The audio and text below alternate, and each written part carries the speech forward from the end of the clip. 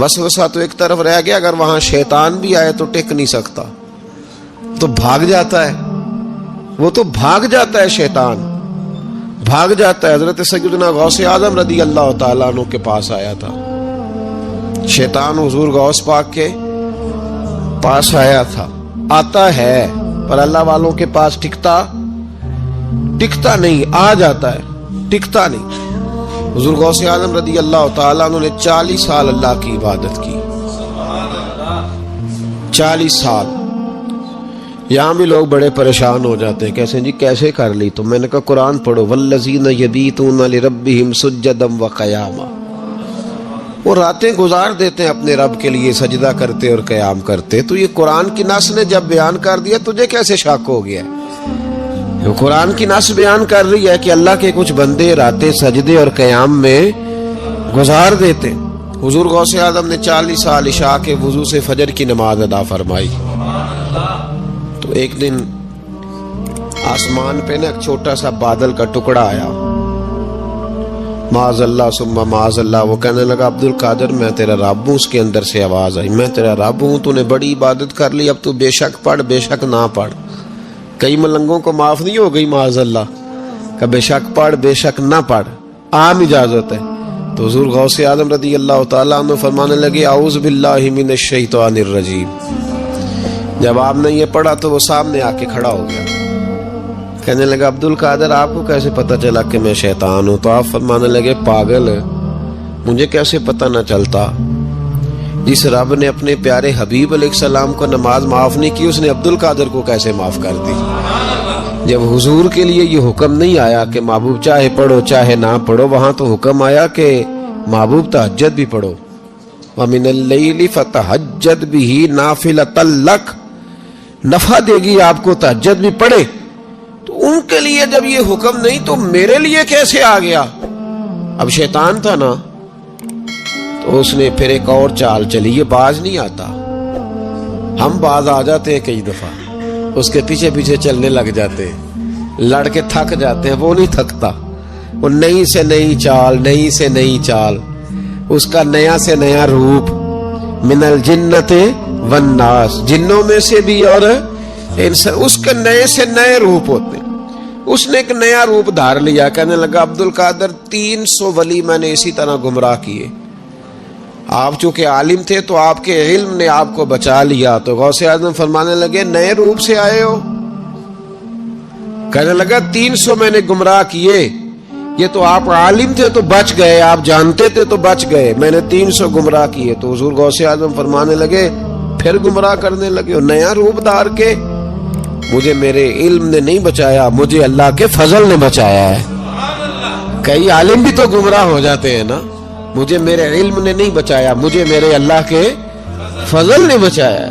میرے بھائی، میرے عزیز طریقت کے مسافروں، یاد رکھو، سمجھ لو اس بات کو کہ وسوسہ آتا ہے۔ وسوسہ، 2 قسم کے مہمان آتے ہیں، 2 قسم کے مہمان۔ ایک مہمان وہ آتا ہے جو آتا ہے تو بندہ توجہ نہیں کرتا، وہ خود کہتا ہے اس نے نہیں میری طرف توجہ کی، وہ مہمان چلا جاتا ہے، پتہ نا آپ کو۔ اور جس کو بندہ اٹھ کے سینے سے لگائے اور اس کے ساتھ گفتگو شروع کر دے، وہ مہمان جاتا ہے تو بیٹھا رہتا ہے، وہ تو نہیں جاتا۔ وسوسہ آتا ہے، جو تو توجہ نہ کرے اس کا چلا جاتا ہے، اور جو سینے سے لگا لے، سوچنے لگ جائے، غور کرنے لگ جائے، اس کا وسوسہ بیٹھ جاتا ہے، اسی کے پاس رہتا ہے، دوستانہ کر لیتا ہے، کئی دفعہ تو بالکل مکان ہی ساتھ بنا لیتا ہے، ہر وقت کوئی نہ کوئی بات کان میں، ہر وقت کوئی نہ کوئی بات کان میں۔ کیوں وسوسہ آتا ہے؟ تجھے کیسے آ گیا؟ اس کا یقین کامل ہو، اسے وسوسہ کیسے آئے؟ جس کی توجہ سیدھی ہو اسے وسوسہ نہ چھڑ یار دا بوہا، نہیں تے ہو جاویں گا روگی۔ جیڑی بکری اجڑوں وچھڑی او بگیاڑا جوگی۔ یہ تو بھئی تو اگر اندر رہتا، صحبت کے اندر رہتا، چھتری کے نیچے رہتا، تو پھر وسوسہ تجھے کیسے وسوسہ کس طرح تیرے پاس آیا؟ وسوسہ اس کے پاس آتا ہے جو وسوسے کی جانب توجہ کرتا ہے۔ بہت زیادہ لوگوں کو بدگمانی ہونے لگی ہے، بہت زیادہ وسوسے آنے لگے ہیں، بہت زیادہ خیال ہونے لگا ہے، بہت زیادہ توجہ ہونے لگی ہے، بڑی लोगों का मेयार इस तरफ जाए, हर चौथा आदमी आके कहता है बुरे ख्यालात आते हैं। क्यों भाई बुरे ख्यालात आते हैं, कैसे आ गए? हमारा तो दिल ही एक है और दिल में यार भी एक है, दूसरे के लिए जगह ही कोई नहीं, तो वसवसा कैसे आएगा? हम तो उसके दीदार से ही आज तक फारिग नहीं हुए, तो गैर की तरफ देख कैसे लिया?